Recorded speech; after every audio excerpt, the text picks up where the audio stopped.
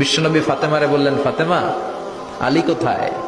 ফাতেমা বলল, আপনার জামাই আলী আমার সাথে ঝগড়া করে বাইরে গেছে। বিশ্বনবীর চেহারাটা আগুনের গোলার মতো লাল হয়ে গেল। বিশ্বনবী ডেকে বললেন, ফাতেমা, তুমি বিশ্বনবীর মেয়ে হতে পারো, কিন্তু আলী তোমার স্বামী। আলী যদি তোমার উপর নাখোশ থাকে, জান্নাতের দরজা তোমার জন্য খুলবে না। কোথায় গেছে আলী, কোথায়? বললেন যে মসজিদে নববীতে গেছে। বিশ্বনবী যে দেখলেন বালির উপরে আলী শুয়ে আছে। বিশ্বনবী মজা করে ডাক দিলেন, ইয়া আবা তোরাব। তোরাব অর্থ বালি, তোরাব মানে কি? বিশ্বনবী ডাক দিলেন, ইয়া আবা তোরাব, মানে হে বালির বাবা আলী, ওঠো। এখন আলী ওঠে না, রাগ করে আসে। বিশ্বনবী এদিক দিয়ে তাকায়, আলী ওইদিকে তাকায়। বিশ্বনবী ওদিকে আসলে আলী এদিকে তাকায়। মনে মনে করে এতক্ষণ আপনার মাইয়াই গুতাইছে, এখন আপনি গুতাইতেছেন।